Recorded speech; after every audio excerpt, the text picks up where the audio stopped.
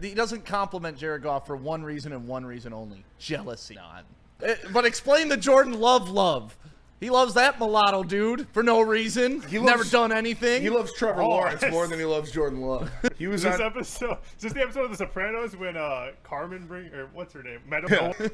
He loves Trevor Lawrence more than he loves Jordan Love. Okay. See, and what the hell has Trevor Lawrence ever done? Nothing. Easy's quarterback evaluation, like, I trust him on a lot of ball. I think Easy does know in totality about football, but his blind spot is just that quarterback position. He just doesn't have an eye for it. Jordan Love is greater than Jared Goff, and then Jared Goff puts up an MVP season. Like, he did say Jordan Love is better than Jared Goff. That's what I'm like. Something's off when it comes to the quarterback position. I don't know what it is about his talent evaluation. I mean, Trevor Lawrence has the skill set. He akins Trevor Lawrence right now to Matt Stafford in Detroit.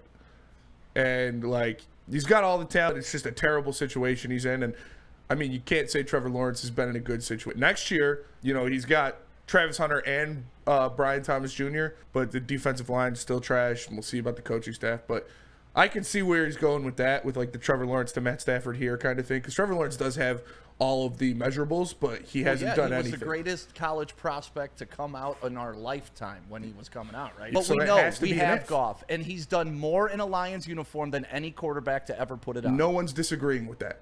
There are people in here that are. I don't think a single person would disagree with that. Steve, Jared Goff has not, quote, got it done. Stafford has a ring. Kiss it, stick. And see, like, that's the one that drives me crazy. I hate that Stafford ring. So, because a 49er safety drops a ball that hits him in the chest in the championship game. That's what happens. And then when Goff goes to the Super Bowl, he's got to play Brady and Belichick. Or how about this? You drop Matthew Stafford on a team that Jared Goff took to the playoffs and got victories in the year before, had taken to the playoffs in the Super Bowl several years before. Then you give Matthew Stafford Odell Beckham Jr., Jalen Ramsey, Von Miller. You add that to a team that Jared Goff had already taken to success beyond whatever the Lions have ever done in their lives. And he did it on a bum thumb coming into the playoffs. Because you don't know ball. Second in the league in yards, fourth in touchdowns 2 years ago.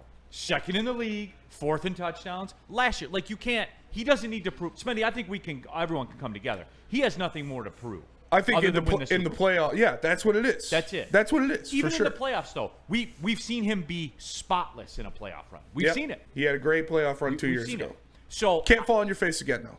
No doubt, and that's what you sign up for when you're a quarterback in this league. The guy that's got to prove himself to me is Aiden Hutchinson, and not that he's an athletic freak. He doesn't need to prove that. Not that he's a good player. Not that he's a good player.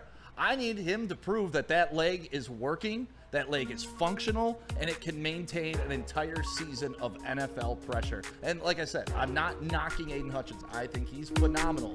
But I would say none of us know how that leg is actually going to react under